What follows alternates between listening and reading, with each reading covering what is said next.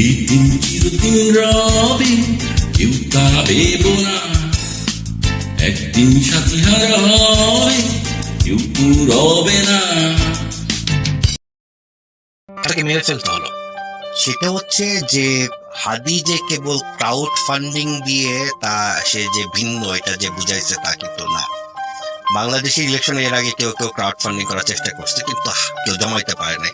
হাদি জমাইতে পারছিল, ও জমাইতে পারছিল এবং সেটাকে সে মিস ইউজ করে নাই। যেমন আমরা একজনের নাম মানে পোলাপান ট্রোল করে বলে বিকাশ নুরু, বিকাশ দাস, ঠিক আছে?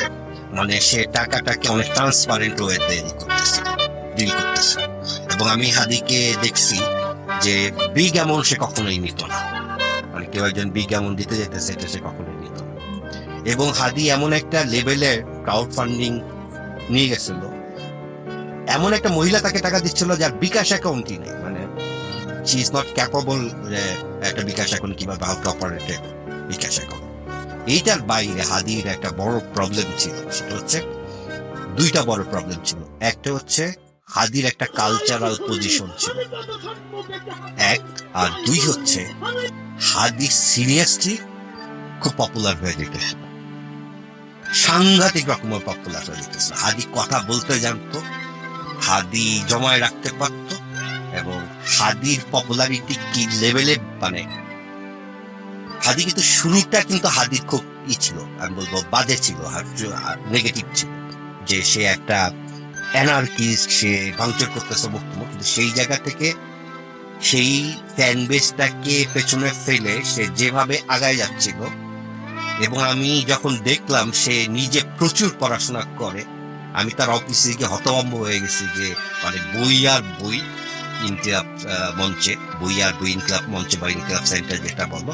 আর তার নিজের ব্যাপক পড়াশোনা ছিল, পড়াশোনা শুধু ছিল তা না, তার পড়াশোনাটা সে বুঝতো, মানে রাজনীতির খেলাটা সে বুঝতো। সো হাদি এই পুরা সিস্টেমের জন্য একটা ভালো বিপদ ছিল। সে ফর এক্সাম্পল হাদি ধৈর্য নিছিল সে নির্বাচিত হবে, হাদির এই প্ল্যানটাও ছিল সে যদি নির্বাচিত না হয় তাহলে ঢাকা আসনে এসে কি করবে। ঢাকা ৮ আসন হচ্ছে অন্যতম তোমার চাঁদাবাজির একটা হাব। ঢাকা ৮ আসন চাঁদাবাজি মাফিয়াদের একটা হাব ঢাকা। হাদি সেই হাবের জন্য রিস্ক ছিল, হাদি সেই মাফিয়া তন্ত্রের জন্য রিস্ক ছিল।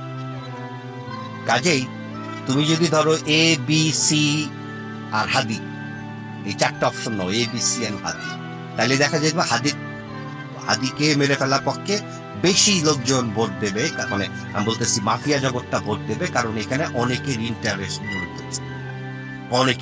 জড়িত এখনো আছে। হাদি যেভাবে কথা বলতেছিল, যেভাবে জনসংযোগ করতেছিল, আমি তো একটা সাংঘাতিক বিপদ চোখের সামনে নিশ্চিত ভাবে দেখতে পাচ্ছিলাম। সে সিস্টেমকে চ্যালেঞ্জ করতেছে, এবং যারা ভাবছিল হাদিকে দিয়ে এনার্কিজম চালায় যাবে, হাদি পরিষ্কার তাদেরকে না করে দিছিল।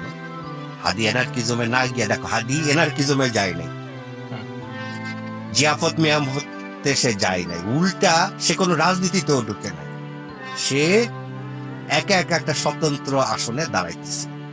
সো তার জার্নিটা খুবই ইন্টারেস্টিং ছিল এবং খুবই ওয়েল ডিজাইন, ওয়েল থট একটা প্রসেস।